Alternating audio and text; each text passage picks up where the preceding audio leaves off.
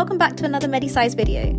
So today we'll be continuing our general surgery series with today's topic on the differences between biliary colic, acute cholecystitis and acute cholangitis. Now these conditions are often muddled together, so today hopefully we're going to try and make things a little bit clearer.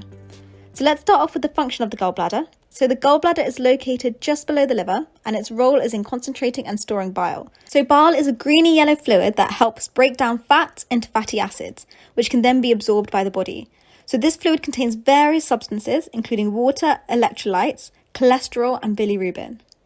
Now, bile is secreted from hepatocytes, which are the cells that make up the liver, and from there it's then drained into the left and right hepatic ducts, which then drain into the common hepatic duct. Now, some flows into the cystic duct and into the gallbladder for storage. The remaining portion flows from the common hepatic duct into the common bile duct. This then descends into the first part of the duodenum. Now, because the bile helps in digestion of fat, when fatty foods are eaten, a specific hormone called cholecystokinin, also known as CCK, is produced, which stimulates the gallbladder to contract so that bile can be released in order to aid fat digestion. So how do gallstones form? Well, they can form in two ways. The first way is if bile contains too much cholesterol, which is the most common way of forming gallstones. The second is if the bile contains too much bilirubin. Now, these are called pigmented gallstones. So you can have cholesterol gallstones and pigmented gallstones. Now, an easy way to remember the risk factors for gallstones is remembering the 4 F's: fat, female, 40, and fertile. So this just means that patients who are overweight have a higher risk of developing gallstones. Patients who are females have a higher risk of developing gallstones. Patients in their 40s, which just highlight that adults are more likely to get it than children. And fertile, so patients who are pregnant are also more at risk of getting gallstones. Other risk factors of gallstone formation include hemolytic anemia. So this is a condition where red blood cells are broken down a lot faster than they are produced. And red blood cells contain hemoglobin, which is broken down into bilirubin. So you have higher levels of bilirubin, and that increases the risk of pigmented gallstones. Crohn's is also a risk factor. So in Crohn's, the terminal ileum is most affected, and the terminal ileum is responsible for reabsorbing the bile and circulating it back to the gallbladder. So the inflamed terminal ileum in Crohn's disease fails to reabsorb the bile salts. As a result, cholesterol builds up and gallstones can form. Now, you may have also heard the term cholecystitis. Now, this literally just means stones in the gallbladder. It gives no symptoms to the patient. It's literally just gallstones in the gallbladder. So you would only be diagnosed with cholecystitis accidentally if you went for a scan. Now, in comparison, biliary colic is where there are gallstones present in the gallbladder, but it does give you symptoms. Now, typically, these symptoms include colicky right upper quadrant pain. So it causes right upper quadrant pain because that's where the gallbladder is located. And it causes colicky pain because when the gallbladder contracts, one of the gallstones accidentally obstructs the cystic duct. And then as the gallbladder relaxes, the stone retreats back into the gallbladder. So this is why the pain is not constant, because the stone is not trapped in the cystic duct. The pain is only caused by the stone blocking the cystic duct temporarily, and then when it relaxes and the stone goes back into the gallbladder, the pain is gone. Now, classically, the pain is worst after eating fatty foods, which makes sense because bile is only secreted when fatty foods are eaten. So to secrete the bile, the gallbladder needs to contract. So when this happens and a stone gets accidentally lodged, this will cause the pain. So just to recap, cholecystitis just means that there are stones present in the gallbladder, but it doesn't cause any symptoms. No pain, no fever, nothing. Most people don't even know they even have gallstones unless it's incidentally found on a scan for something else. Whereas biliary colic means that there are gallstones present in the gallbladder. However, this also causes symptoms for the patient. These symptoms include intermittent right upper quadrant pain, which is worst after fatty foods. However, there is no association with any fever or jaundice. So it's just right upper quadrant pain. So how do we diagnose biliary colic? So let's split up the investigations into 3 categories: bedside, bloods, and imaging. So bedside investigation includes the basic set of investigations you do initially. So these include a set of observations, so temperature, blood pressure, heart rate, doing a urine dip to rule out urinary tract infections, and of course in any female of childbearing age, a pregnancy test is vital. Now the next step is to do some blood tests, so doing the usual FBCs and CRP to check for any raised inflammatory markers, doing U's and E's to check kidney function and electrolytes, doing LFTs to check if the bilirubin and the ALP are raised, and also it's important to do an amylase to rule out pancreatitis. Now, great first-line imaging to diagnose gallstones is ultrasound scan. Now, these are highly sensitive for gallstones, and they're also cheap and non-invasive. So how do we manage biliary colic? Well, biliary colic is not a life-threatening condition. So the first step is to treat the symptoms that the patients are experiencing. So giving analgesia for pain relief, encouraging a low-fat diet to reduce the pain, because as we spoke about, the pain is worse after eating fatty foods. Now, once we've managed the symptoms, the next step is to arrange an elective cholecystectomy. So this is the removal of the gallbladder to avoid further stones from developing. Now, because this is not a life-threatening condition, the patient can go home and then come back for surgery in a few weeks' time. All right, now let's move on to acute cholecystitis. So whereas biliary colic is when the gallstone can get stuck in the cystic duct and then return back into the gallbladder, cholecystitis is caused by the gallstone being permanently stuck in the cystic duct. This then causes the cystic duct and the gallbladder to become inflamed. So now, because the gallstone is permanently stuck in the cystic duct, it causes constant right upper quadrant pain. So unlike biliary colic, which causes intermittent colicky pain because it sometimes gets stuck and sometimes released, acute cholecystitis causes constant right upper quadrant pain, and that's because the gallstone is stuck permanently in the cystic duct. So another difference is that patients will also have a fever. So the two main symptoms of acute cholecystitis include constant right upper quadrant pain and a fever.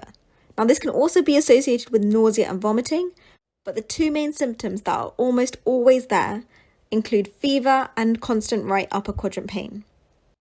Now, when examining patients with acute cholecystitis, Murphy's sign will be present, and the patient is said to be Murphy's positive.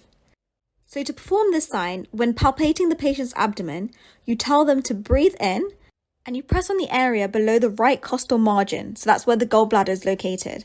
If the patient is in so much pain, it causes them to catch their breath, they are said to be Murphy's positive. Now, it's important to remember that not everyone who has cholecystitis will have Murphy's sign, but if they do have Murphy's sign, it's a very good indicator of cholecystitis. So how do we diagnose acute cholecystitis? Again, if we split them up into these three categories, bedside, bloods, and imaging. So the same bedside investigations as biliary colic will be required, so observations, urine dipstick, and pregnancy test. Same as the blood tests, so doing an FBC, U&Es, CRP, LFTs, and amylase. And again, imaging-wise, first line is usually ultrasound scan because it's the safest mode of imaging. However, a CT scan can also be performed, which is a more accurate way of diagnosing acute cholecystitis, and that's because you can actually visualize the inflammation on the CT scan. Now, if both the ultrasound scan and the CT scan are inconclusive, an MRCP can be performed. Now, this is a specific type of MRI scan to look for which duct the gallstones are blocking. Now, the first line of managing acute cholecystitis is, of course, by first treating their symptoms, so giving them analgesia for pain relief and any antiemetics if they're feeling nauseous or vomiting. The next step will be to give antibiotics. This is often IV coamoxiclav. Antibiotics always vary amongst trusts, so it's always important to follow trust guidelines. Now, in some cases, antibiotics are not enough to treat the acute cholecystitis, so an urgent laparoscopic cholecystectomy, often within 72 hours, is needed. In cases where the antibiotics can treat the acute cholecystitis, an elective laparoscopic cholecystectomy will be performed. Alright, and the last condition is acute cholangitis. Now, this is infection of the entire biliary tree. So the right and left hepatic ducts are affected, the common hepatic duct, the cystic duct, the entire gallbladder, and the common bile duct are affected. Now, the most common cause is when the gallstone is obstructing the common bile duct, and as a result causes bacteria to develop. Now, acute cholangitis can also be called ascending cholangitis, and this is because the bacteria starts infecting from the gallstone site in the common bile duct and ascends upwards towards the liver, hence ascending cholangitis. Now, where cholecystitis presents with right upper quadrant pain and a fever, cholangitis presents with right upper quadrant pain, fever, and jaundice. And the special term given to these three symptoms is called Charcot's triad. Now, if the acute cholangitis is severe, patients can also present with Raynaud's pentad. Now, this includes the three symptoms from Charcot's triad, so the right upper quadrant pain, fever, and jaundice, but it also includes hypotension and confusion. So Charcot's triad is three symptoms, right upper quadrant pain, fever, and jaundice. Raynaud's pentad is 5 symptoms, right upper quadrant pain, fever, jaundice, hypotension, and confusion. So again, all the investigations are the same ones that we've talked about earlier. Now, MRCP is particularly important in acute cholangitis, and that's because it's specifically used to identify stones blocking the common bile duct. So in patients presenting with acute cholangitis, MRCP is the most accurate way to diagnose this. Now, managing acute cholangitis is a lot more serious than managing acute cholecystitis and biliary colic, and that's because patients can become very unwell very quickly. So it's important to start supportive management early, so giving antibiotics, fluids, and analgesia. Now, to manage the stone blocking the common bile duct, ERCP is performed. So ERCP is an endoscopic procedure where the endoscope passes through the esophagus and down into the duodenum. A dye can then be injected, which allows the biliary tree to be visualized. This helps to locate the stone within the biliary tree, and the stone can then be broken down and removed. And then for long-term management, again, an elective cholecystectomy is performed. Okay, so let's just summarize everything that we've talked about so far. So there are 3 biliary conditions to remember. That's biliary colic, acute cholecystitis, and acute cholangitis. Biliary colic is when the stone temporarily blocks the cystic duct and then returns back into the gallbladder. Acute cholecystitis is when the stone is permanently blocked in the cystic duct. And acute cholangitis is when the stone is blocking the common bile duct. Now, biliary colic presents with colicky right upper quadrant pain, which is worse after eating fatty foods. Acute cholecystitis presents with fever and right upper quadrant pain, which is constant. And acute cholangitis presents with right upper quadrant pain, fever, and jaundice. Now, to diagnose any of these conditions, bedside investigations and blood tests are required. But for the imaging part of the investigation, ultrasound scan is enough to diagnose biliary colic. Acute cholecystitis, ultrasound scan or CT scans can be used. And for acute cholangitis, ultrasound scan, CT scan, and more importantly, MRCP is used. Now, eventually, all 3 biliary conditions will require a cholecystectomy. However, in addition, for biliary colic, analgesia and low-fat diet is advised. For acute cholecystitis, antibiotics is the main form of treatment. And for acute cholangitis, antibiotics and ERCP are the main form of treatment. Alright, so I know that was a lot of information, but let's try and put what we've learned into practice. So this quiz has 6 questions, and for each question, we'll give you 15 seconds. If you feel like you need more time, feel free to pause the video at any point. So let's start with the first question. What are the main risk factors for gallstones?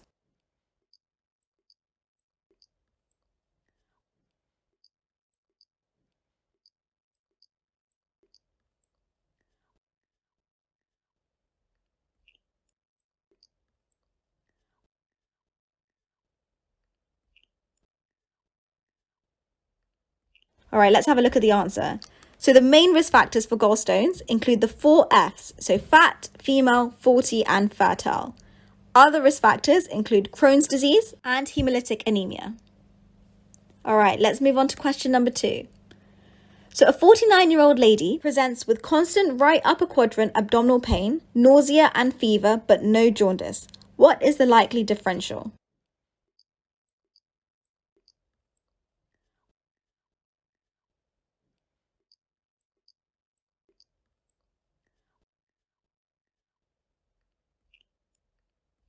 Alright, let's have a look at the answer. So the answer is acute cholecystitis. So acute cholecystitis presents with right upper quadrant pain and fever, but no jaundice. Alright, let's move on to question number 3. What symptoms are included in Charcot's triad and Raynaud's pentad?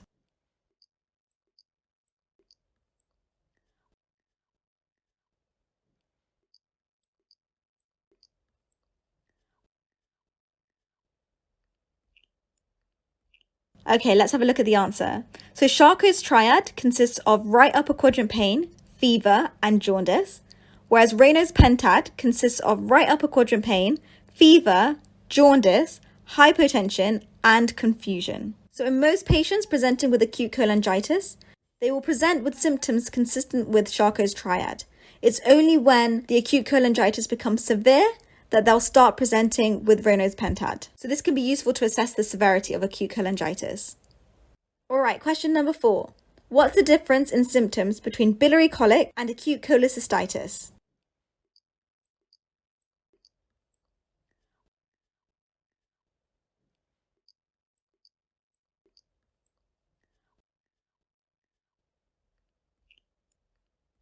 All right, let's have a look at the answer. So biliary colic presents with intermittent right upper quadrant pain, which is worse after having fatty foods and is not associated with any fevers or any jaundice. Whereas acute cholecystitis presents with right upper quadrant pain and a fever. No jaundice is present in acute cholecystitis, and Murphy's sign is positive when examining patients. All right, question number 5. What's the management for acute cholecystitis?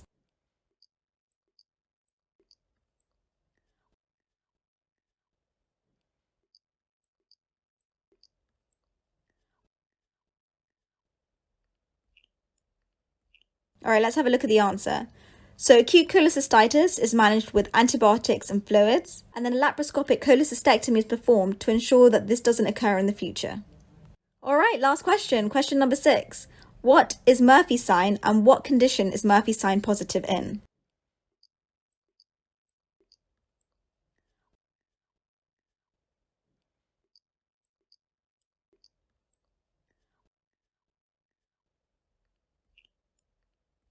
All right, let's have a look at the answer. So Murphy's sign is when you ask the patient to take and hold in a deep breath whilst palpating the right upper quadrant. Now, if pain occurs on inspiration, that's Murphy's sign positive. And this sign is present in acute cholecystitis. All right, that's all for today, and I hope that helped with explaining the 3 different biliary conditions. If you do have any questions, just write them down below in the comments section. And if you want us to cover any specific topics, then leave a comment below as well. Hope you all are having a great day and see you in the next video.